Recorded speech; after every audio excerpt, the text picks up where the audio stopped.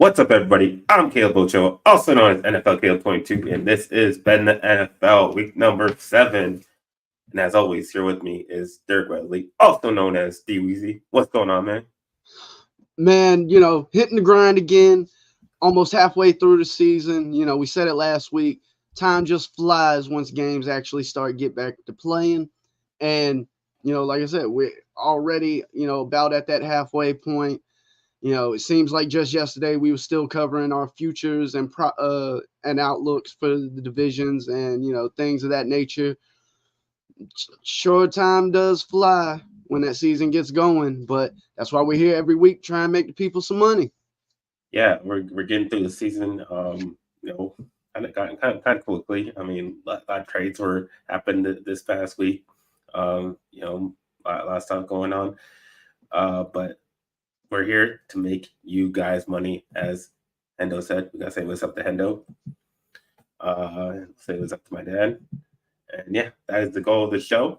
We'll give you our 5 best bets of the week. But before we do that, we got to recap what happened last week. And what happened last week was the home teams straight up went 4-10. Bad week for home teams. Gets the spread. Even worse week. Just 2-11-1. Just awful, awful week for home teams. Favorites, great. They went 12-2 straight up. 10-3-1 against the spread. And then the overs were hitting like crazy. 10 overs, only 3 unders, a lot of points scored in week number 6. And then overall, home teams 45-47. So it really the big shift. It was kind of even. Then home teams now take a dip, 45-47 on the season, 36-52-4. So bad year for the home teams.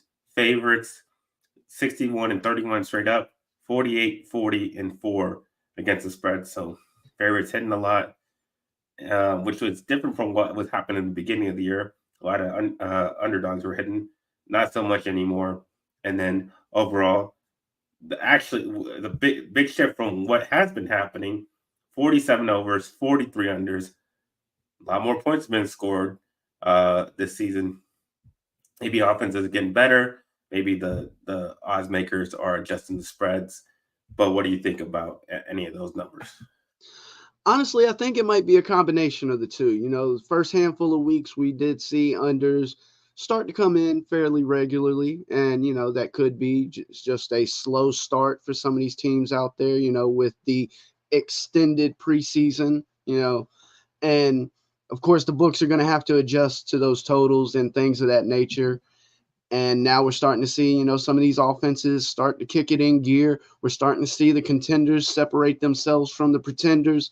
And I think that's part of why we're seeing, the overs start to come in the way we have. And also possibly a contributing factor is getting into more divisional games. Just a natural environment for teams to, ramp it up. You playing a team you don't like or a team that you want to beat definitely gives you a little extra motivation going out there.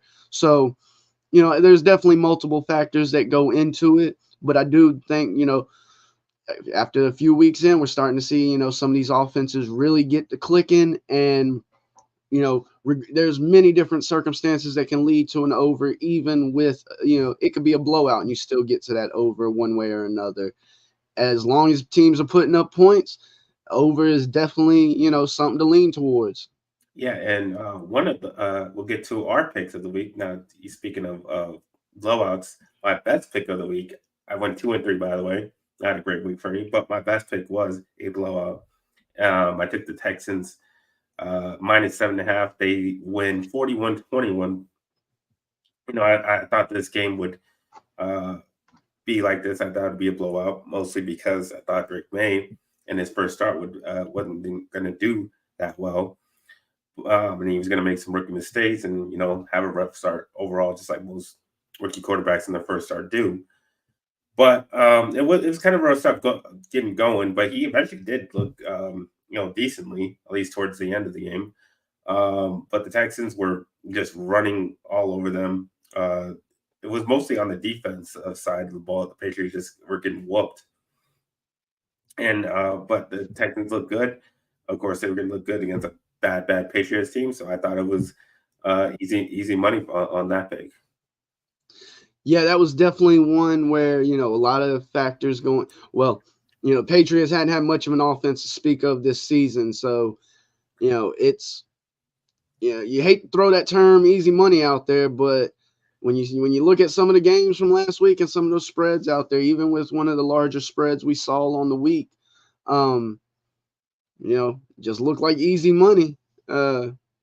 And of course, with a rookie quarterback coming in, making only a second start, I believe, definitely some added challenges there, just being a rookie and dealing with an NFL defense on the other side of the ball, because a lot of these defenses and defensive coordinators know that when you have a rookie on the other side taking snaps, you may not do anything different schematically, but you may make a point to go out there and disguise some coverages, throw in a couple wrinkles that you wouldn't normally see, and not anything that would be overly effective towards a veteran. But when you're dealing with that rookie, just the simple fact of things not looking or seeming or perceived the way things might be uh, any other time, we've seen it with rookie quarterbacks and young quarterbacks time and time again.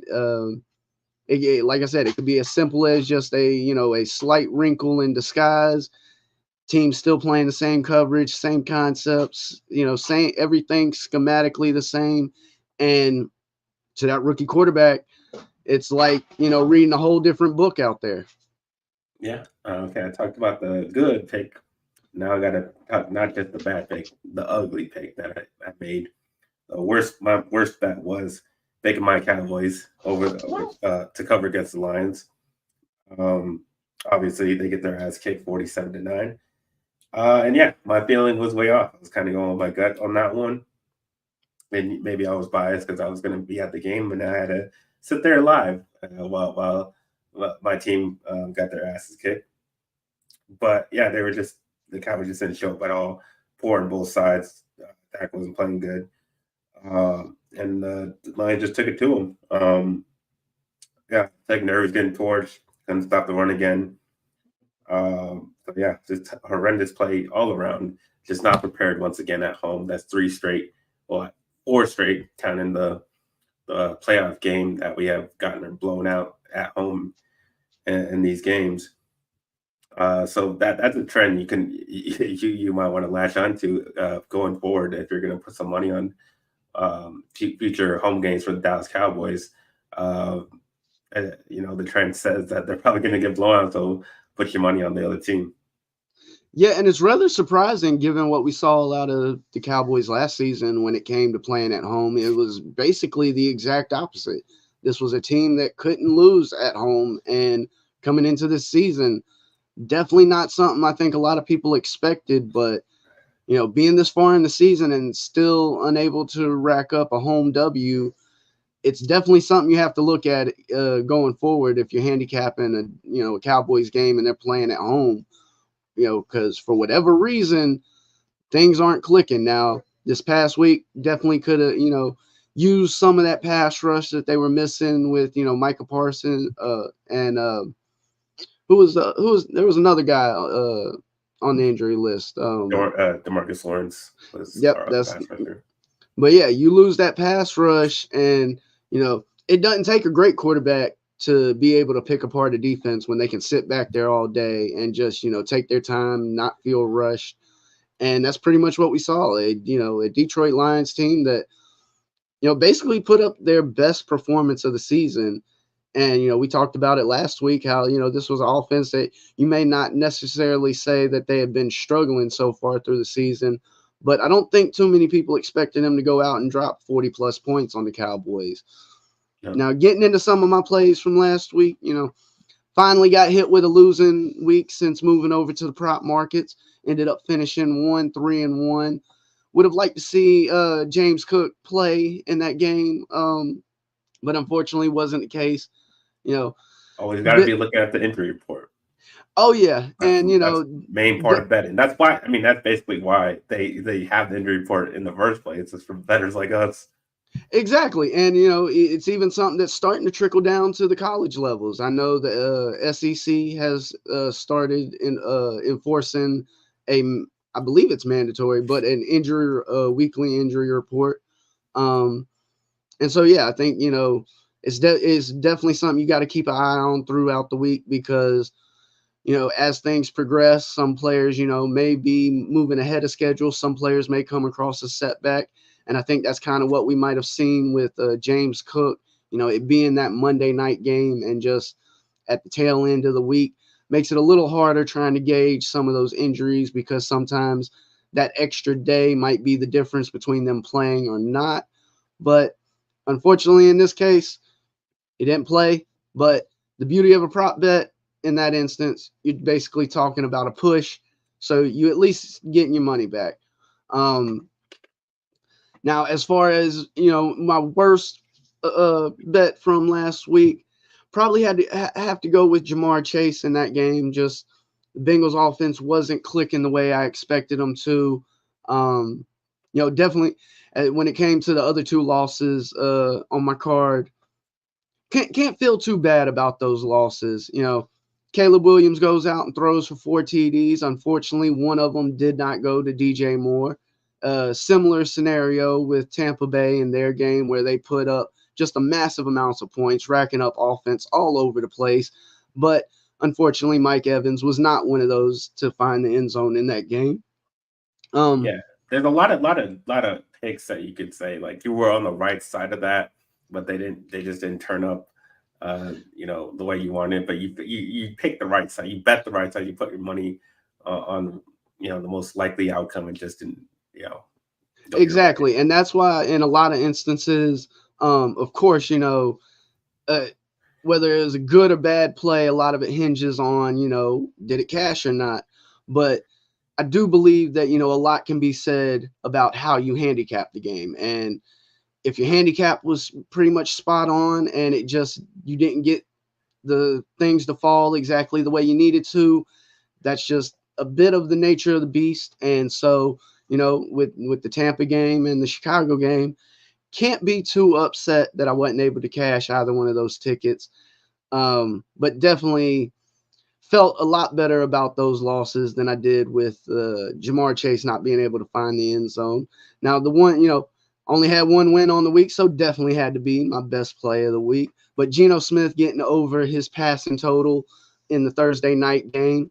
Um, for the most part throughout the game, it was a little bit of a sweat getting there to that total. The run they got on towards the end of the game definitely helped push him over that mark. Um, but yeah, you know, like I said last week, you know, I felt confident about him getting over that mark given the scenario and circumstances. And even though Seattle didn't win the game, them being behind towards the end of the game definitely helped my case, which was something I was kind of hoping to see where they were passing the ball more and not utilizing the run game. And sure enough, if we didn't clear that mark, got me my loan cash for the week. All right, I'll wrap up our week 6.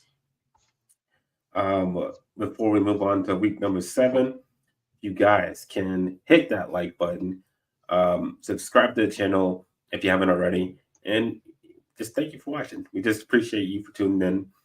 Um, but now we will get into our 5 best bets of week number 7, and I'll start it off, and I'm going to take the Atlanta Falcons -3 at home versus that Seattle Seahawks team you were just talking about.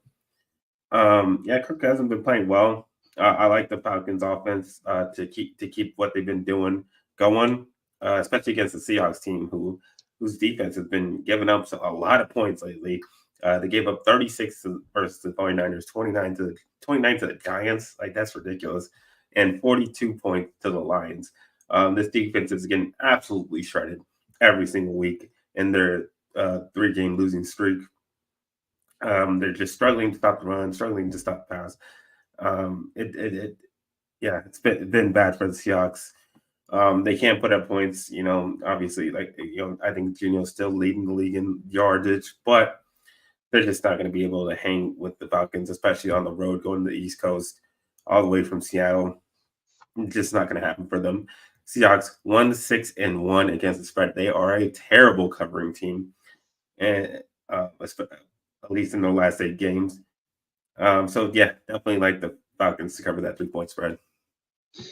Yeah, and something you mentioned there, Seattle being bad on defense. I think a lot of people expected the brand new head coach McDaniels to come in and um, basically bring the defense that we saw in Baltimore over to Seattle. Now, of course, some of that's getting the right personnel in place and things of that nature. But yeah, I definitely think a lot of people did not expect to see this defense performing at the levels that we've been seeing, and in a negative way. Last week against my Panthers, Atlanta was able to find, even though it seemed like at times that they wanted to refuse to run the ball, clearly that was the way to go in that matchup. As we saw both their running backs almost cross the century mark. Algier was able to get over 100 yards. Bijan Robinson, I believe, finished with around 95, just under 100. Rushed for damn near 200 yards on the Panthers, and that's possibly something to look at coming into this game. How do they utilize the run game?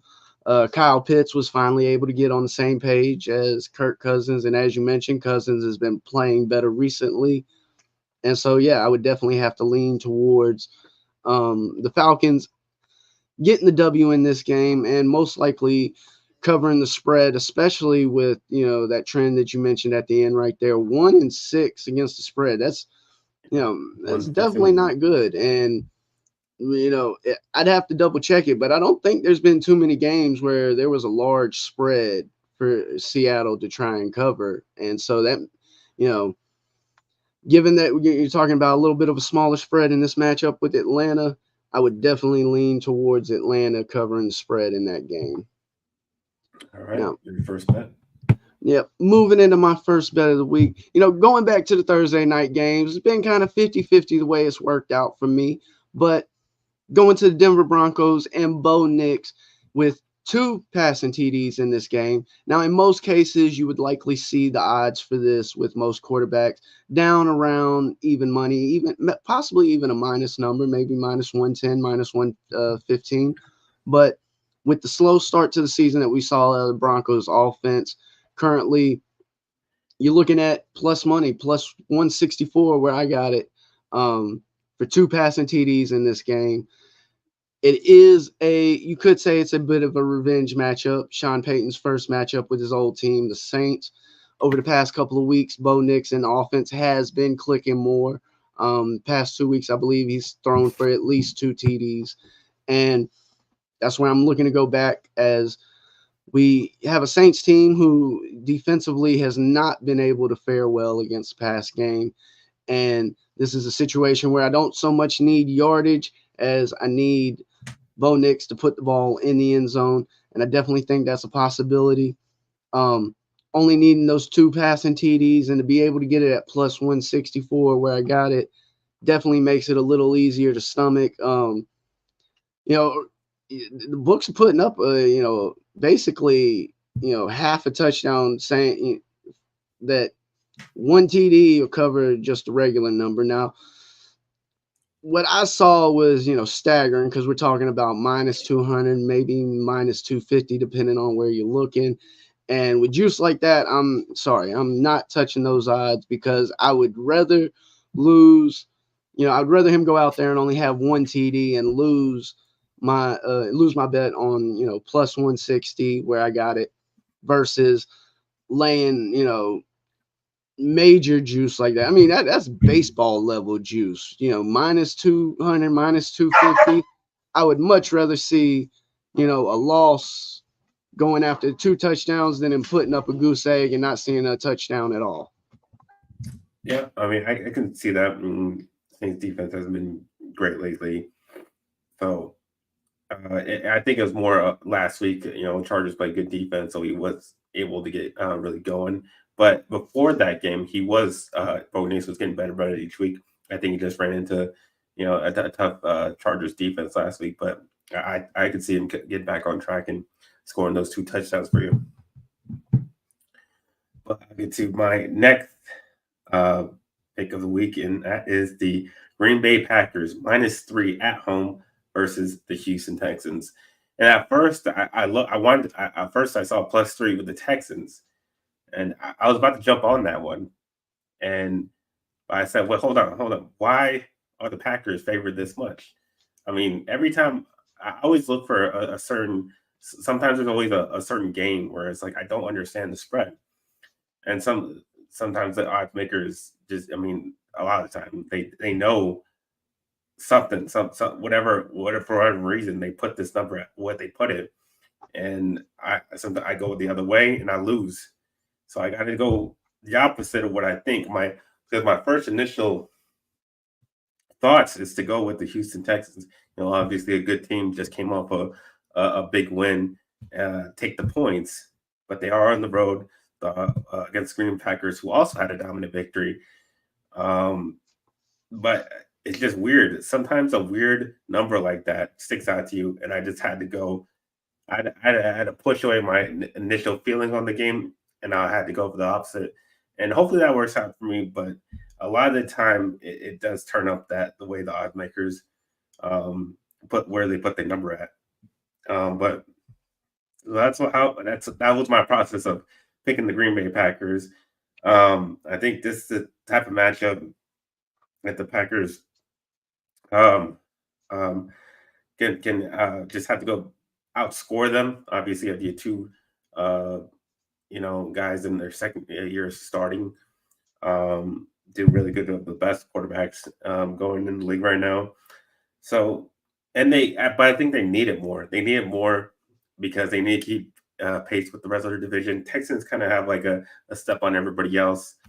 So I think that's where the Packers going to win this.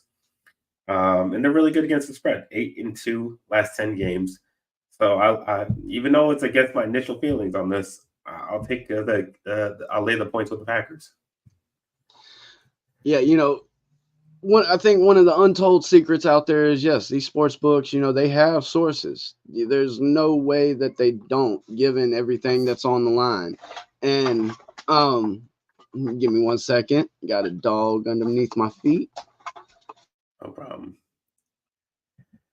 But yeah, in this matchup, Green Bay Packers have definitely, especially on the offensive side of the ball, have been clicking a hell of a lot more with the return of Jordan Love. And, we saw it last week in the pass game. Basically, them returning to, some of the form that we saw last year and earlier this season. As you said, the Green Bay Packers are looking to have to keep up with the Detroit Lions as well as the Minnesota Vikings, who And I that was think is. another thing I didn't mention. When it was kind of a similar, this is a similar game to when they played the Vikings. Obviously they coming into that game, looking really good, and they got their asses kicked by the Vikings. This could be a similar situation. Is why the odds makers made the line the way it was, and because that game was on the road in Minnesota, and they didn't show up. So maybe that's what they think is going to happen here. And that is a possibility. Now, I definitely think this might be one of the more exciting matchups of the week and possibly of the season. CJ Stroud has kept up the form with, what we saw from last year. I'd have to double check their injury report. I don't think there's any major injuries on the offensive side of the ball for them.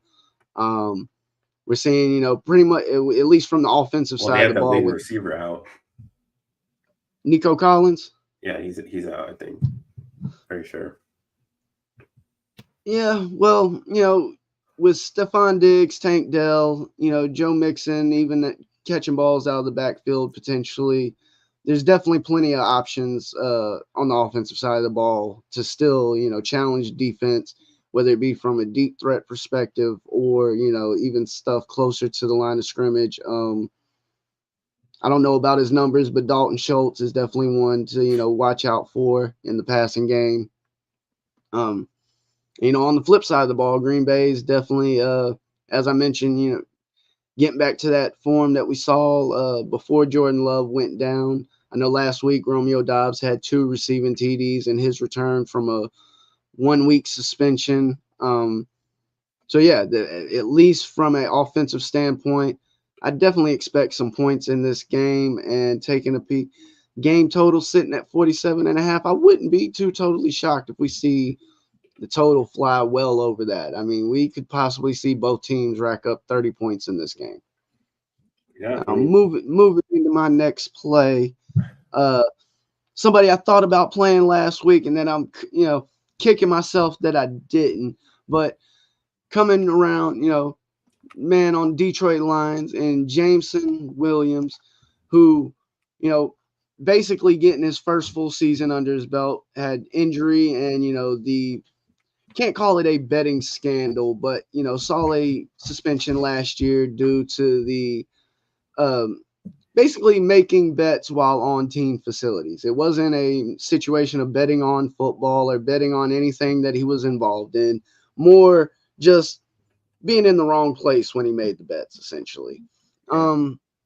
And definitely something if there are any pro players out there, football, basketball, baseball, I don't pro lacrosse, I don't care. Make sure to check, your house rules for your league or wherever you're at to know what's safe and what's not. But And I can make the bet for you if you need me to. yes, we will gladly act as a proxy service for anybody out there that might need it. Just, feel free and reach out. But yes, uh, Williams is definitely, having a breakout season this year, um, racking up a TD in multiple games, getting a nice juicy, plus number on this one at plus 190. Um, and when you look, he's currently, if I'm not mistaken, leading the Lions in total receiving yards, which I definitely wouldn't have expected coming into the season, just with having the sun god out there, St. Brown. Um, but it's looking like we could see Williams moving himself more towards the number one wide receiver, whether he's playing out of the X position or not. But definitely like what I've seen out of him so far this season. And while the Minnesota Vikings have been, a sight to see on offense, when it comes to their defense in the passing game, it's been a little bit rough. 30th in passing yards given up, last in number of passing attempts given up. Now, some of that could be due to, playing with the lead and playing ahead and teams, put in that scenario where they got to play catch up. But with the offense like this out of Detroit, we saw it last week where a bad matchup, they were able to exploit it and go out there and put up a massive amount of points. And, similar to what I mentioned at the beginning with, Chicago and Tampa from last week, can't predict who's going to end up in the end zone, but you definitely want to find yourself in a position where you have a team, if you're talking about trying to rack up one of these touchdown props, you need a team that's going to reach the end zone and get in the end zone. And so coming in with a strong passing threat like what we've seen out of the Detroit Lions, I definitely like the position that we find their offense in going up against this Minnesota Vikings defense. And as I mentioned, this could be that breakout season that people have been waiting on for Williams for a couple years now. All right. My next pick, I got the Washington Commanders at home, -8 against, yes, your Carolina Panthers. Um, it's a little similar game to that Texans pick last week. Good team going against, a not so good team. But the Commanders, looking for a bounce back after a tough loss against the Ravens. And the Panthers are just the perfect team to do that against. And I think they're going to probably pour it on them, which will help cover the spread. Panthers, a 3-game losing streak, giving up a ton of points to each one of those teams. Commanders 4-0-1 against the spread last 5 games. Panthers just 1-7 against the spread last 8 games. Yeah, I mean, there's not much more I need to say. I mean, I think this is probably going to be the best pick of the week on the next week's episode. So I got the Commanders covering easily. Yeah, I can't be too upset with that. Mentioned it before that, Panthers could be one of those teams that you look to fade week in and week out. Definitely some potential in the prop markets. Daniels hadn't been, running all over the place, but clearly showing his ability to run and rack up yards in the NFL. So definitely possibility of looking at some of those Russian markets for him. And by no means do I think anybody is expecting Carolina's defense be able to go out there and stop anyone. And a large part of that due to injuries. I know last week they were missing, I believe, 7 starters from basically the original, starting lineup from the beginning of the season. And at a certain point, those injuries start to rack up. And when you don't have the adequate bodies to put out there, facing off against a hot stud quarterback like what we're seeing out of Daniels up in Washington and Cliff Kingsbury's offense, it's hard to go anywhere else but with Washington if you're looking at that game. Now, going to my next pick, I'm going to go back to somebody that I was on last week that didn't work out for me, and that's Jamar Chase. Now, in the anytime TD market, got this number right at even money, plus 100, as the Cincinnati Bengals are taking on, if my Panthers are the worst team in the league, this is definitely a team making an argument for the second worst, Cleveland Browns. There's not much to look at in Cleveland that suggests that either side of the ball has anything going right for them. If I'm not mistaken, I want to check their record. If I'm not mistaken, I believe they only have 1 win on the season. So, excuse me, 2. 2 wow. wins? Yeah. Who the hell did they beat? That's exactly what I'm thinking. I gotta pull it up. Oh well, hold on. I don't know. No, they're 1-5. Okay, yeah, okay. And even still, I don't know if you can count that one victory as a true victory because they beat Jacksonville. I mean, come on, Jacksonville. But yeah, definitely another matchup that I like. We've seen the Bengals offense.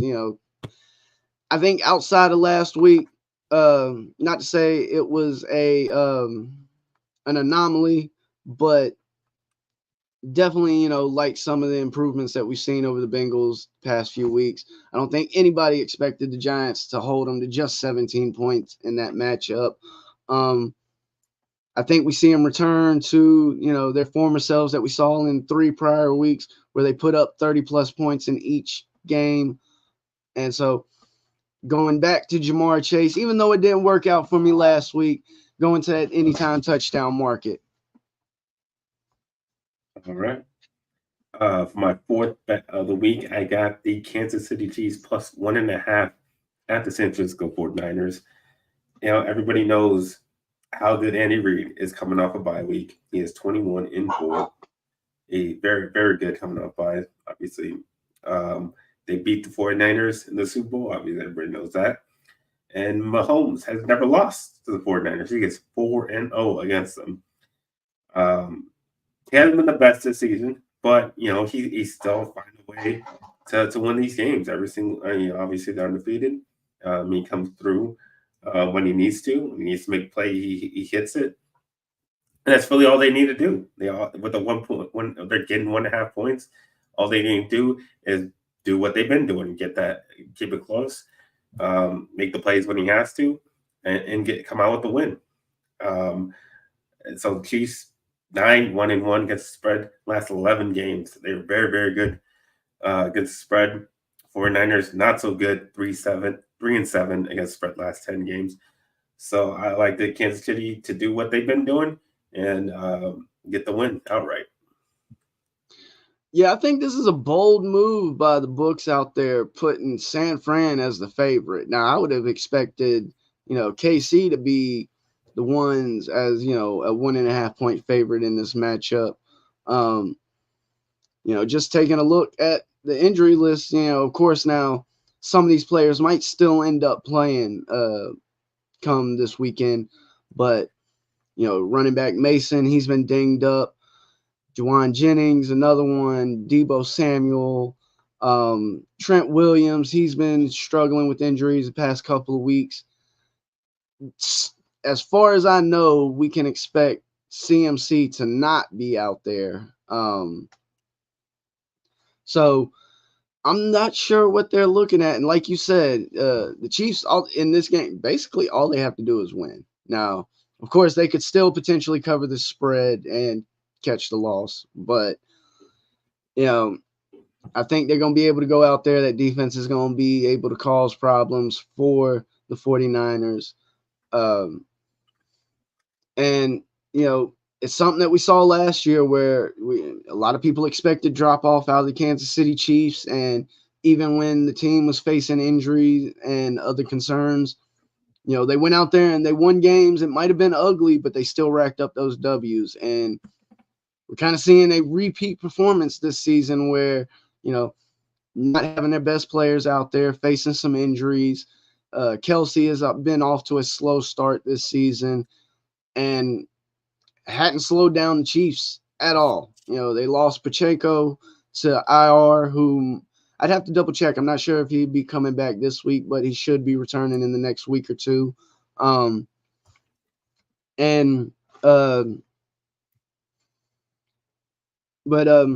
yeah, winning by any means necessary and getting them as the underdog, hell, why not? I mean, it's kind of like at this point, betting against Mahomes is starting to get to that level of betting against Tom Brady. You just don't do it.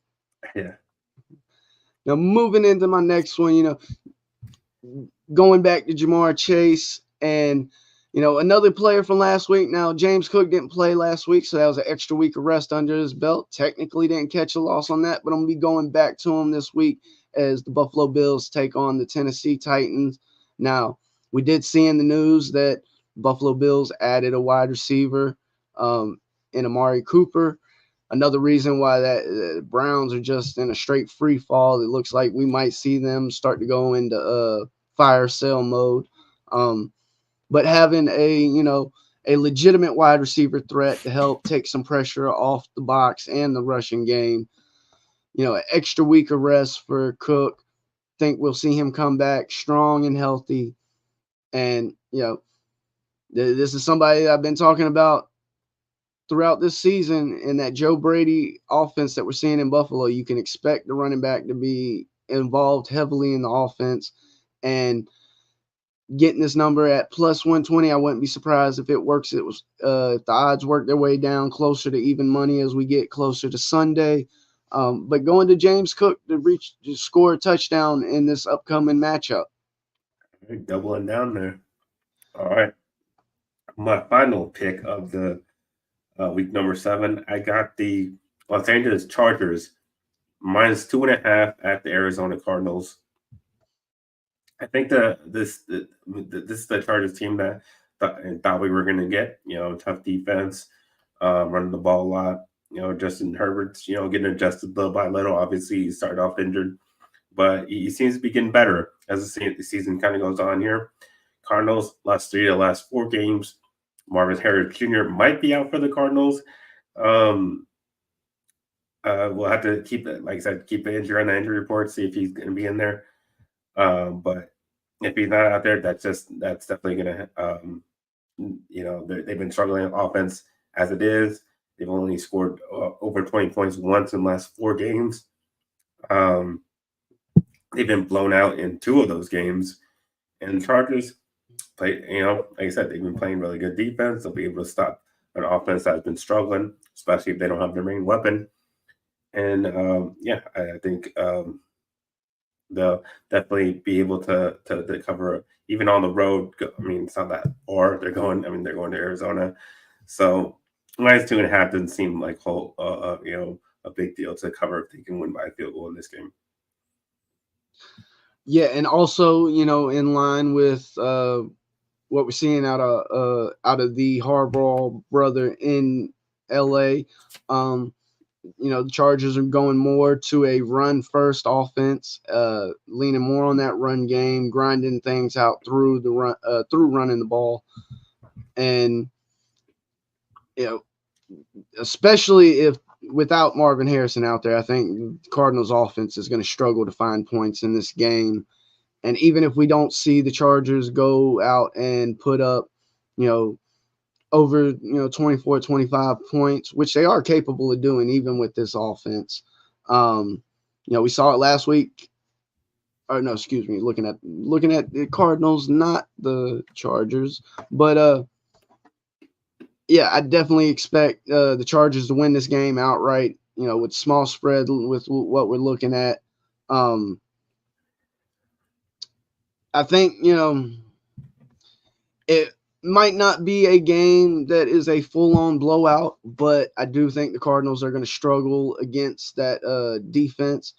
As far as I know, Bosa and Mac are both healthy on the defensive side of the ball. And just taking a peek. Oh, wow. What? I believe, let's see, Pittsburgh put up 20 points on them, and that's the most points they've given up so far this season. Yeah, I mean, like I said, the defense has been really good this year. But Jamal, just style of play that he likes to have his team, and it's been working. It's been working for them for the most part. I mean, they don't have like the best record, but they've been a very, very solid team. And Cardinals have been a pretty, for the most part, been a bad team. They're 2-4, so it's just a bad match. I think it's just a bad matchup for the Cardinals in this game. Yep. Now going into my last play, and as you mentioned, bad matchups. I was fading the Giants, and their pass defense last week did not work out for me. Going back to it again this week, we got a healthy A.J. Brown returning to the field. Phillies coming off a bye week. Now, the Phillies offense has struggled some this season, but I do think part of that had to do with the lack of A.J. Brown's presence in the pass game. A dominant force, especially against, bad coverage. And I definitely like the odds for him to score a touchdown in this game at plus 140. Him being hurt, there's not much you can look at as far as any trends, but it's been known for a while now. He's the number one receiver in the pass game. He's the, number one, maybe not number one by number of targets, but definitely that number one wide receiver that you look at as you're working through your progressions as the quarterback. And, I definitely don't think we get a performance like what we saw out of the Giants defense last week, where they held the Bengals to only 17 points, which was rather astonishing. I do expect the Eagles to come out and put up some points against this defense. I would say, we're dealing with a better offensive line than what the Bengals have. That being said, be able to keep Hurts upright and, away from the pressure more. And, it'd be a stretch. I won't bet it, but I would not be surprised if we saw A.J. Brown score 2 touchdowns in this return to the field. All right. That is our bets for week number 7. That'll wrap up this episode. So you can tell everybody where they can find you, DWeezy. Yes, the folks can reach me at Backyard Action Media here on YouTube and at The Yard Bets on Twitter. You can find me at NFLK22 on Instagram and Twitter/X. And you can find me on this channel on Fridays, 3 o'clock, doing Good Friends, Better Rivals with my co-host, Ferris Mutana. We'll be talking more about this ugly Cowboys loss and then the loss against that the Giants took from the Cincinnati Bengals. We go in depth. Say what's up to those days before we leave. What's going on, man? Thanks for tuning in. But yeah, tune in for that on Friday. And yeah, we'll thank you all for watching. Tune in for next week as we do what we do, and that is make you guys money. That's the goal of the show. It's like I always say, let's get ready to make that money.